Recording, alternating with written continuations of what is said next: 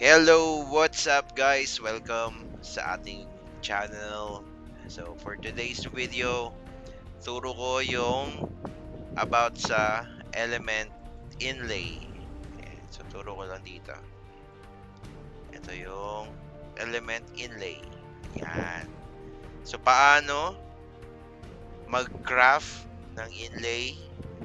Ano yung basis mo dyan? Kung ano yung i-craft mo? Kung para saan, ano yung priority? Okay? Um, Stay tuned. Tapusin lang yung video para wala kayong ma-miss na information. So, ito na. Let's get to the game. Ngayon, ang siguro pinakaumpisa or pinakauna natin pag-uusapan is saan nakakakuha ng pang-craft ng inlay. So, madali lang naman yan. Every time na magsa-salvage kayo ng mga uncommon or let's say kung mayaman ka naman gusto mo na puro legendary lang yung ano mo, isa-salvage mo or maka-craft mo rather, mag-salvage ka ng uncommon, rare, and epic. Pero at this time, syempre, F2P, medyo semi ano tayo, semi F2P. Ang salvage natin is uncommon tsaka rare. Yan. Pag nag-salvage ka niyan, eto may lalabas dito, element to get, salvage to get element core 6 to 14. So, yan yung possibility na makukuha. So, salvage mo lang. So, meron akong nakuha ang honey. Ngayon, yung anim na yan, pupunta ka lang sa craft. So, yung sa mga hindi pa nakakaalam, merong shortcut na papunta sa craft. Yung iba kasi pupunta pa sa map na to, sa craft NPC. This time, you don't need to do that. Kailangan mo lang gawin ay go to Forge, Inlay, click ka ng kahit anong bato. Yan. So, Craft Seed Spear. Yan. Diyan ka lang pupunta. Napakadali. Elder Gem. Yan. Dito mo magagamit yung mga na-salvage mo. Yan. So, explain ko rin sa inyo later kung ano yung Angry, Sheltering, Noble, tsaka Holy. Okay? So, at least alam nyo na saan nakakuha ng pang-craft. Okay? Now, move on tayo. Ngayon, ano yung basis? Siyempre, dito sa elements, guys, hindi tayo basta-basta magka-craft ng ng pang-inlay. Depende yan sa na-craft mong element. So, let's say example, ito. Yan. Nag-craft ka ng Quinton Seal. Ang kailangan niyang inlay or socket is isang shelter, isang shelter, isang noble, at saka isang holy. So, holy, shelter, tsaka noble. So, ibig sabihin, yung ano na yan, yan yung mga ika-craft mo. Okay. So, punta tayo dito. Element. Inlay. Yan. So, load muna natin. So, balikan natin yung Quinton Seal kanina, which is ito yon. Yan.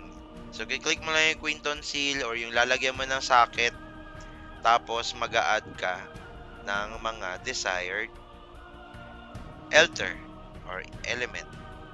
So, sa Quinton Seal, nagre-require siya ng isang sheltering, isang holy, isang noble. So, as you can see, may level 5 na ako dito, level 3, level 1. So, later on, explain ko paano nyo mapapa-level up yung mga Elder Gems. So, maganda siguro nito kuha tayo ng sample. Crop tayo ng isa para makita ninyo. Yan. Ano ba? Ito, pwede ko to i-craft. Yan. Pang hit. So, ang stats nito ay hit. So, kailangan yan. So, kung i-scroll down nyo naman yan pababa, ito yung mga possible socket na hihingin ni Heroic Holy Water sa'yo. Isang Rage, isang Sheltering, tsaka isang Noble. So, pag nag-craft ka niyan, kunyari nag-craft na, balik ka lang dun sa craft system. Yan. Craft seed spear. Punta ng elder gem. Yan. So, piliin mo yung isa. Ano ba yung kanina? Rage. Rage daw. So, makikita nyo naman yan eh. Kulay red as rage. May color naman yan siya. Ito, sheltering, noble. Yan. So, ibig sabihin, itong tatlo, yung kailangan. Diba? Mamatay tayo. Okay na.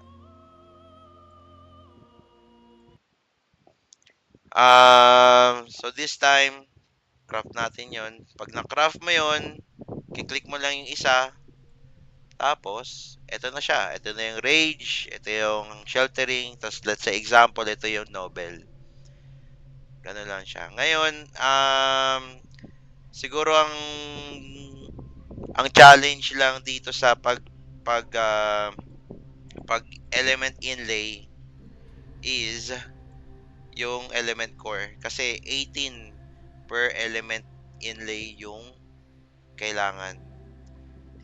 So, siguro, the more na pumupunta ka ng Kalima or nagkukundun ka, kundun trial, which is dito yan sa goal, yan, kundun trial, the more na nagaganyan ka, the more na nakakuha ka ng mga pang-salvage, yan, ng mga elements, medal, ganon. Okay? So, balikan natin yung boss kanina. Shoutout kay Wheezy. Tinulungan tayo mag-DQ kanina. DQ means daily quest. Anyway, nagsingit lang yung topic. So, balik tayo dito. Ngayon, paano mo mapapa-level up yung socket? So, pakita ko sa inyo. Ito, level up ko tong holy. So, unequip mo muna yan. Tapos, punta ka dun sa craft. Inlay. Craft seed spear. Elder gem. Ano ba yung kanina? Holy. Ayan, holy. So, malalabas naman siya. Kapag na-unequip mo na yon, lalabas yan dito kung ano yung next level na pupuntahan niya. So, ito na, next level niya is level 3. So, ika-craft mo lang. So, nagre-require siya ng 128 element core at saka itong level 2 na holy elder. So, craft mo lang. Successful. Wala namang basag yan, guys. Then, balik ka sa inlay. Tapos, click mo lang ulit yung Quinton seal. Ibalik mo siya dun sa socket. Ganun kasimple. Yan. Ngayon, just, bakit mo nile-level up yung mga socket? Okay, so, may, ano yan eh, may connection yan dito sa Element Awakening. So, as you can see, mas focus ako sa depth, which is itong sheltering. So, kaya mas mataas palagi yung sheltering ko. Kasi depth yung kailangan ko. May damage naman yung MG ko. So, depth muna. Dito lang tayo sa sheltering at saka sa holy. Yan. Ito kasi dalawa to eh. Dalawa to sila na nagbibigay ng depth. Okay, ito naman nagbibigay naman to ng what do you call this? Damage. Itong si Nobel at saka si Rage or Angry. Yan. Hindi pa tayo War 3.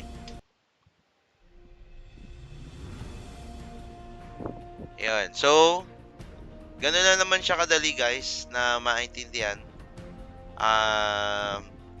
Wala namang masyadong kaik-ikan dito sa inlay. Ang kailangan nyo lang maintindihan is paano kukuha, saan magka-craft, kailan magka-craft, anong socket yung ika-craft. Yan, yung mga guides dyan.